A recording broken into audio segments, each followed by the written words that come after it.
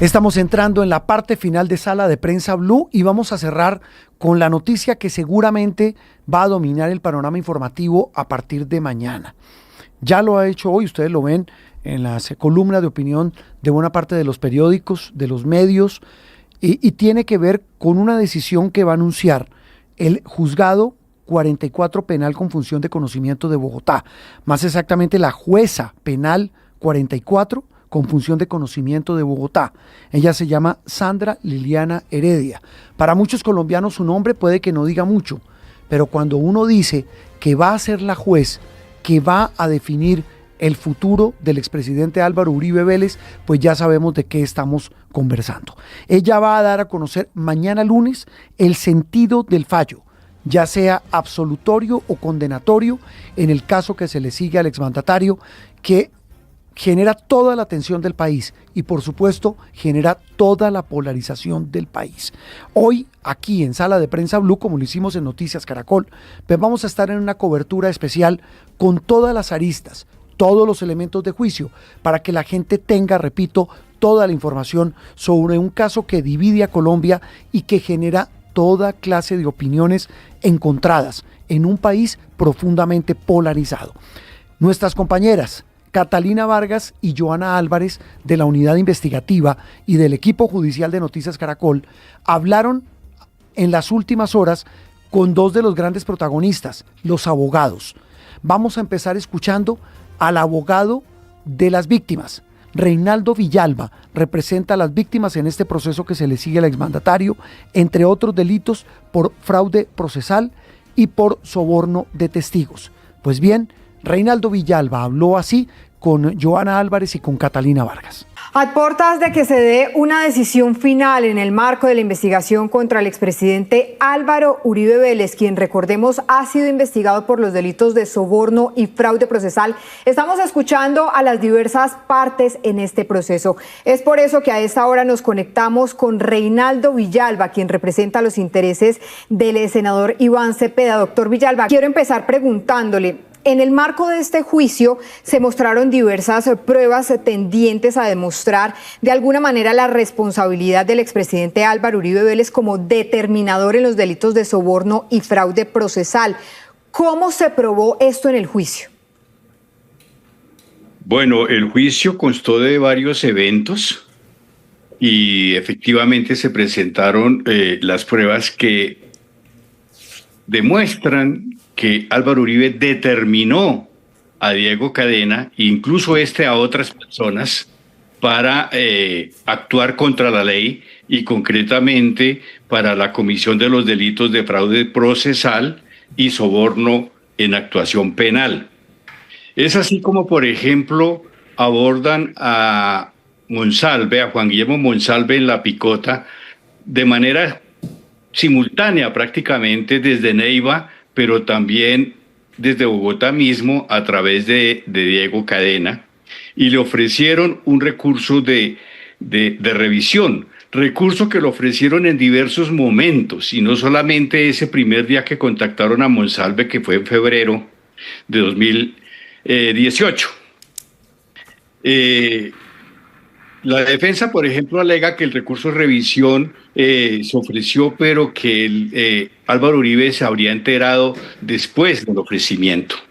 Frente a ese argumento, hay que decir que Diego Cadena se entrevistó en abril de ese año 2018 con la entonces esposa de Juan Monsalve, de Yanira, y le dijo a ella que el PRE le había autorizado el recurso de revisión.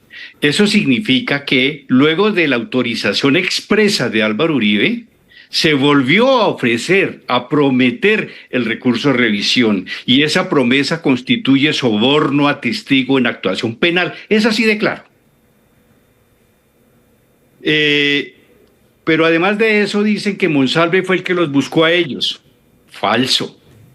Falso, porque es que Monsalve no tenía necesidad de buscar a un intermediario para llegar a Álvaro Uribe Vélez, supuestamente para manifestarle que se quería retractar. Y es falso porque es que Juan Guillermo Monsalve tenía una línea absolutamente directa para llegar a Álvaro Uribe Vélez, y concretamente a través de Juan Guillermo Villegas.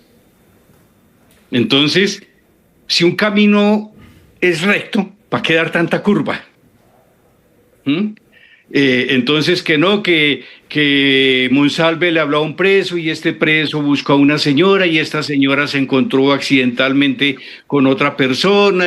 Bueno, esa es una vuelta grandísima que efectivamente la lógica indica que Monsalve no tenía necesidad, pero además porque Monsalve nunca tuvo la intención de retractarse como se quiere hacer creer. Bueno, esa por una parte. Al mismo tiempo, una persona desde Neiva, Carlos López alias Caliche, lo llamaba para decirle que se retractara, que le ponía fiscales, que lo metían a la JEP, que tenía jueces que le iban a ayudar, que le mejoraban las condiciones carcelarias, y decía que esta persona había escuchado en altavoz a Álvaro Uribe Vélez en Neiva, hablando con Prada, con Álvaro Hernán Prada, que había sido el designado para atender a Caliche en Neiva y a los amigos de Caliche. Aquí hay que decir que ese fue otro abordaje, que se hizo con a Juan Guillermo Monsalve desde Neiva, ofreciendo un montón de apoyos, de beneficios, de recursos, que vuelve a haber soborno en actuación penal. Lo cierto es que Vidal Perdomo, que también declaró en la Corte Suprema de Justicia, manifestó haber escuchado la conversación de Álvaro Hernán Prada con Álvaro Uribe Vélez, solo que con la defensa en la misma diligencia le hizo una pregunta capciosa y corrigió lo que ya había dicho. Es decir, que es absolutamente creíble que efectivamente Caliche y Vidal Perdomo, que estaba con él, escucharon la llamada telefónica que Álvaro Hernán Prada le hizo a Álvaro Uribe Vélez. Y luego de eso es cuando Caliche empieza a buscar y a llamar a Monsalve y a ofrecerle un montón de beneficios, que si se retracta va a tener bastantes ganancias de orden jurídico, etc. Eso por un lado. Otra situación que indica y que probamos nosotros en el juicio, y me refiero al Tuzo Sierra, que pagó una pena en Estados Unidos por narcotráfico y que se quedó viviendo allí. Para buscar al Tuzo Sierra hubo una insistencia enorme de parte de Álvaro Uribe Vélez a través de Diego Cadena. De repente hay una llamada de Uribe a Cadena que le dice: no, que el Tuzo no quiere mencionar a Barceló ni a Juan Carlos Giraldo. ¿Por qué esa frase? Si el Tuzo quería hablar, no tenía necesidad de decirle a Álvaro Uribe Vélez o a través de un intermediario, como todo lo indica, para decir que es que yo no quiero mencionar a Barceló ni a Juan Carlos Giraldo, el periodista. La pregunta es, ¿y quién le dijo que los mencionara? ¿No? Siguiendo con el Tuzo Sierra... Doctor Villalba, disculpe que lo interrumpa, pero frente a eso que usted acaba de mencionar, aquí se abre un capítulo muy importante que a mí me gustaría que ampliemos de alguna manera, y tiene que ver con las interceptaciones telefónicas, precisamente producto de las interceptaciones que se estaban adelantando por parte de la Corte Suprema de Justicia. Aquí entró un capítulo muy importante y son esas interceptaciones que se hicieron, digámoslo, por error, como lo ha dicho la misma Corte Suprema de Justicia, al expresidente. Una de esas llamadas, y permítame, por eso lo interrumpo, porque una de esas llamadas tiene que ver directamente con este capítulo del Tuzo Sierra. La defensa ha pedido que todas estas llamadas sean excluidas del proceso judicial. Yo quisiera preguntarle a usted por qué estas llamadas tienen que mantenerse. Bueno, esas llamadas, primero porque ya la Corte Suprema de Justicia hizo un estudio al respecto y consideró que eran efectivamente válidas. Sucedió en un proceso que se seguía contra un parlamentario que tenía fuero en la Corte Suprema de Justicia, pero la defensa está diciendo que se tardaron algunos días para hacer efectiva la orden de interrumpir esas interceptaciones, pero esas interceptaciones resulta que arrojaron alguna utilidad para este proceso. Y es por eso que la Corte Suprema de Justicia dice, no, son válidas, no hubo absolutamente ninguna intencionalidad de violentar la ley por parte de la Corte Suprema de Justicia, ni de las personas encargadas de ejecutar la orden de la Corte Suprema de Justicia. Esa es una discusión que la defensa volvió a reeditar en el juicio, pero que pues le corresponderá nuevamente a la jueza que deberá emitir sentencia, pronunciarse al respecto. Doctor Villalba, otro de los cuestionamientos en el marco de este juicio, en el marco de la investigación por parte de la defensa del expresidente, es contra Juan Guillermo Monsalve como testigo. ¿Quién es Juan Guillermo Monsalve y por qué darle tanta credibilidad en un caso contra un expresidente? Bueno, primero porque el expresidente ha mostrado decir más mentiras que cualquier otra persona, ¿no?